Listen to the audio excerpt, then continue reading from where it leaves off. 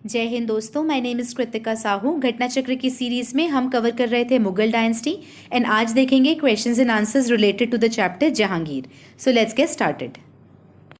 Jahangir was born on August 30th, 1569 AD and he was coronated at Agra Fort on 1605 AD. इनकी शादी he had more than one wife. So पहली शादी जो हुई थी पहली वाइफ का नाम है Manbai. She was a daughter of भगवान दास जो कि किंग थे अम्बेर के, and she was also the sister of the king जिनका नाम है मान सिंह। मान सिंह की ये बहन थी। जो मानबाई है उनके बेटे थे, उनका नाम है खुसरो। सेकेंड वाइफ जो है उनका नाम था Jagat Gosai. She was a daughter of Uday Singh and इनके जो बेटे थे वो है शहजाद खुर्रम, जिसको हम बाद में शाहजहां भी बोलते हैं। नेक्स्ट इन्फॉर्मेशन है regarding the administrative system. Administration में इन्होंने दो आसपा एंड सी आसपा नामक एक सिस्टम की शुरुआत की थी, जिसमें जो मनसबदार थे डिपेंडिंग अपॉन देयर रैंक, तो उनकी जितनी भी रैंक होगी इन दो आसपा he had to maintain the double horses in comparison to the सवार और द रैंक्स ही गॉट। तो जितना भी अगर रैंक अगर 10 है तो उनको इन टोटल 20 हॉर्स मेंटेन करने थे। एंड सियासमा में ही had to mansabdar had to maintain the triple number of horses as compare to the rank. Treaty of Chittor के बारे में हमने पहले भी देखा है लास्ट चैप्टर में 1615 में after the death of Maharana Pratap. ये साइन किया गया था जहांगीर एंड राणा अमर सिंह के बीच, अमर सिंह ऑफ मेवाड़ के बीच में। तो ट्रिटी ऑफ चित्तौड़ आप ध्यान में रखिएगा। नेक्स्ट वाइफ थी जहांगीर की, उनका नाम था नूरजहां। सो नूरजहां बेसिकली एक काफ़ी cultured, educated and talented lady थी and she was the ambitious wife of the emperor Jahangir. Nurjahan जो थी उनकी पहले शादी किसी अफगान से हुई थी। After the death of her first husband she got married to Jahangir. इन्होंने नूरजहां जनता बोल के एक ग्रुप बनाया था जिसमें मेंबर्स थे शी हर सेल्फ, उनकी मदर थी, उनके फादर, उनकी मदर जिनका नाम है अस्मात बेगम, फादर मिर्ज़ा गियास दौला, उनके brother Asaf Khan and prince Khurram. Prince Khurram he was not Salim, prince Khurram basically Shah Jahan थे। सो ये पांचों लोग नूरजहां के जो ग्रुप था जिसका नाम था नूरजहां जनता, इसके पार्ट थे। नेक्स्ट है जो विलियम हॉकिंस थे, ही was the first English man from east India company who has visited Jahangir के कोर्ट में। और विलियम हॉकिंस को जहांगीर ने टाइटल दिया था इंग्लिश खान। जो सर थॉमस रो थे, sir Thomas Roe was not a part of the first delegation, he was basically the part of second delegation who has come to Mughals court during the Jahangir reign. So Thomas Roe second delegation के थे and William Hawkins जो थे वो first delegation के थे। इसके अलावा अगर हम मुगल पेंटिंग्स की बात करें तो during Jahangir it has reach to its zenith. Jahangir के पहले जो पेंटिंग्स हुआ करती थी वो सिर्फ मैन्युस्क्रिप्ट के फॉर्म में हुआ करती थी and Ustad Mansur and Abdul Hasan ये दोनों आर्टिस्ट थे इन the court of Jahangir. Jahangir was also an author and critic and उन्होंने ऑटोबायोग्राफी लिखी थी जिसका नाम था तुजुके जहांगीरी, जो कि पर्शियन लैंग्वेज में थी। यू शुड ऑल्सो रिमेंबर, हमने बाबर वाले चैप्टर में पढ़ा था कि बाबर ने जो ऑटोबायोग्राफी लिखी थी उसका नाम था Tuzuke Baburi and Tuzuke Jahangir, Jahangir himself has written his autobiography. इनके जो एल्डर सन थे जिनका नाम है Khusro, he revolted against Jahangir. और अगर हम समाधि की बात करें तो जहांगीर की समाधि बनाई गई है शाहदारा लाहौर में। And next piece of information है जो टुम ऑफ इत्माद उद दौला है, ये बनाया गया था नूरजहां के द्वारा, आगरा में बनाया गया है फॉर हर फादर। ये पहला टूम है जो entirely made up of marble है एंड इसमें पित्रा दौरा की जो टेक्निक होती है उसका भी इस्तेमाल किया गया है। नेक्स्ट इन्फॉर्मेशन है गोविंद पैलेस को लेकर। Govind palace is basically a 70 story building जो कि लोकेटेड है दातिया एमपी में and it was constructed by Raja Bir Singh Deo. अब हम देखते हैं इस चैप्टर के क्वेश्चंस एंड आंसर्स। पहला क्वेश्चन है हु इंट्रोड्यूस दो अस्पा एंड सी अस्पा, तो इसका आंसर है जहांगीर। हमने जस्ट देखा है दो अस्पा एंड सी अस्पा system was introduce by Jahangir. Under the provision of the system जो मनसबदार हुआ करते थे they had to maintain an excess number of soldiers without incrementing the in the rank और जार्ज। सो उनकी रैंक उतनी ही रहेगी मगर they have to maintain the double horses, और उनके साथ साथ में अगर हॉर्सेस डबल होंगे तो नंबर ऑफ सोल्जर्स भी डबल होंगे। सी अस्पा में ट्रिपल अमाउंट के horses and the soldiers they have to maintain as compare to their सवार्स। Consider the following statement about the Mughal mansabdari system. पहला है जाट एंड सवार रैंक्स वर ग्रांटेड, ये करेक्ट ऑप्शन है। The mansabdars were hereditary officers, तो देखिए ये हेरिडिटरी तो नहीं थे। There were 3 categories, yes there were 3 categories, हम आगे देखेंगे। And there were paid salaries by the diwans house. तो अगर हम ऑप्शन नंबर 2 को एलिमिनेट कर देते हैं तो हम आ जाते हैं करेक्ट ऑप्शन तक, option C 1 and 3। The Mughal emperor Akbar introduce mansabdari system in the 11th year of his reign. Mansabdari had 3 scales. Mansabdar जो 0 से 500 जाट्स जिनके पास होते थे या फिर रैंक्स जिसके पास होता था उसको मनसबदार बोलते थे। 500 से 2500 के बीच में आमिर एंड अमीर आजम 2500 Jats and above. Beside the classification occurred on the basis of Jats and Sawar in the 3 categories, Mansabdars were paid through the revenue assignment, that is Jagirs. तो जो मनसबदार थे उनको जो सैलरीज मिलती थी वो लैंड असाइन किया जाता था जहाँ पे उनको कलेक्शन करना होता था रेवेन्यू का। Some part will be given to the emperor and बचे हुए से वो अपने सोल्जर्स एंड हॉर्स को मेंटेन किया करते थे and along with that salaries भी इनको मिला करती थी। Jagirs were transferred and could be seized upon the death, इसलिए इसको ये हेरिडिटरी नहीं था। Mansabdari was also not a hereditary system, याद रखिएगा इस पॉइंट को। ट्रिटी ऑफ चित्तौर के बारे में हमने इसको पहले देख चुका है। Under whose reign was the treaty of Chittor sign between Mughal and Rana of Mewar, तो इसका आंसर है Jahangir. In the reign of Jahangir, in which the Treaty of Chittor was signed between Mughal and Rana of Mewar in 1615. Rana accepted the allegiance of Mughal emperor and Jahangir ने उनको मेवाड़ जो था वो मेवाड़ और चित्तौड़गढ़ को उसको रिटर्न कर दिया था, which was annexed by Mughals during the tenure of Akbar. Next question है who of the following was sent first by East India Company in the court of Jahangir. तो देखिए यहाँ पे ईस्ट इंडिया कंपनी की बात कर रहा है, इसलिए आंसर हो जाएगा सर हॉकिंस। अगर ऐसा बोला जाता या पूछा जाता कि who was the first who was sent by the king और द क्वीन, तो in that case sir Thomas Roe would have been the correct answer. Vasco da Gama हमें पता है कि ये पोर्चुगीज थे एंड जो जॉब चॉर्नॉक है इन्होंने कैलकटा की फाउंडेशन की थी वेरी लेटर ऑन। सो अगर बॉक्स में दी गई इन्फॉर्मेशन को देखें, सो विलियम हॉकिंस जो थे 1608 में he was the first English ambassador who was sent by East India Company to the court of Jahangir and ये यहाँ पे 3 साल रहे थे एंड जहांगीर ने उनको मनसब भी प्रोवाइड की थी with the rank of 400। Sir Thomas Roe was the leader of the second delegation who visited the court of Jahangir and sir Thomas Roe was the first ambassador sent by British king James I in the court of Jahangir. So court of Jahangir में सबसे पहले William Hawkins आए and उसके बाद में sir Thomas Roe आए। अगर first English ambassador by East India Company बोलता है तो विलियम हॉकिंस हो गया, फर्स्ट एम्बेसडर बाय किंग या क्वीन बोलता है तो थॉमस रो हो गए। देखिए यहाँ पे लिखा है who among the following in the envoy of British king James I sent to Jahangir's court who was the first one. तो यहाँ पे थॉमस रो का नाम नहीं दिया हुआ है, इसलिए आंसर में स्टार मार्क है। Whom of the following English man did Jahangir respected with the title English Khan. So English Khan का टाइटल मिला था विलियम हॉकिंस को। Hawkin was the first English sent by the East India Company to visit the court of Jahangir and was sent by the East India Company in 1608। He was so impressed by Hawkins that he gave him the title English Khan and he made him marry to a lady of Armenia. Mughal Emperor Jahangir gave the title English Khan to William Hawkins. Sir Thomas Roe came to India as a British ambassador during the reign of, ये भी जहांगीर की rain में ही आए थे।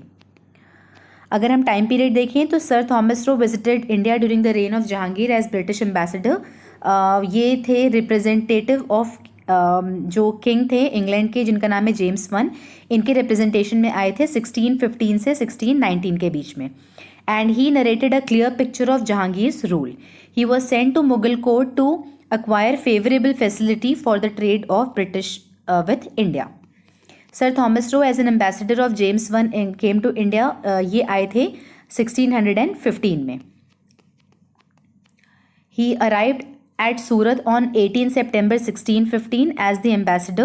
He attended the court of Jahangir in Ajmer 1616 में। He got the opportunity to visit Mandu, Ahmedabad, Ajmer with the emperor.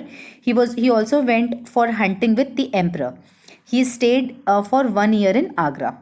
Next question है Thomas Roe was received in audience by Jahangir at, so it was Ajmer. Thomas Roe met Jahangir in 1616 at Ajmer. He stayed in India till 1619. In 1619, he returned England with the decree of Jahangir that British would be welcome in Mughal court with a great zeal.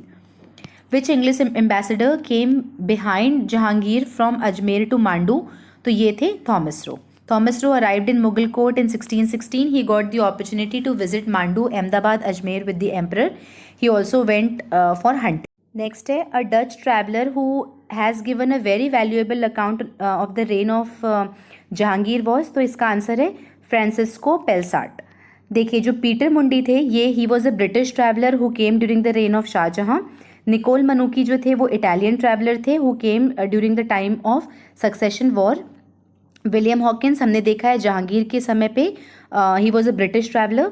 इसके साथ साथ ambassador थे उसके. But then जो Francisco Pelsaert है he was a Dutch traveller जो जहांगीर के time period में आए थे and he has left a unique account of Mughal empire in his text जिस टेक्स्ट का नाम है रेमोन्स्ट्रेंटाई. नेक्स्ट है who among the following foreign traveller visited India during the reign of Jahangir? Francisco पेल्सार्ट.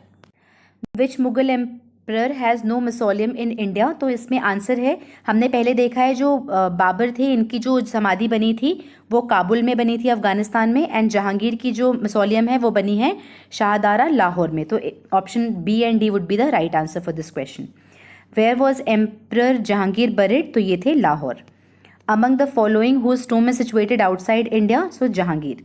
Jahangir was buried in a tomb garden at Sahdara outside India. Jahangir died in 1627 and he was buried at Sahdara, Lahore.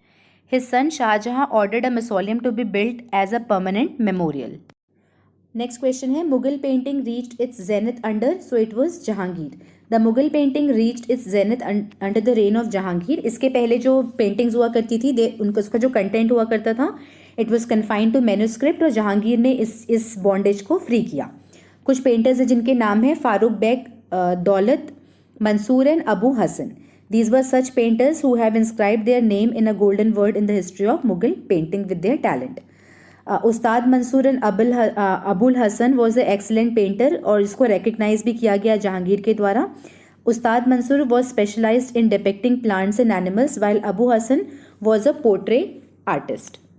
और अगर हम title की बात करें तो जो नादिर उल असर का जो टाइटल है वो दिया गया है उस्ताद मंसूर को एंड नादिर उल जमान ये जो टाइटल है ये दिया गया है अबू हसन को. सो यहाँ पे नेक्स्ट क्वेश्चन है उसी से रिलेटेड है. Which painter has given the title of Nadir ul Zaman? तो ये है Abu Hasan. Which of the following painter has given the title of Nadir ul Asr? तो नादिर उल असर जो था वो उस्ताद मंसूर को दिया गया था.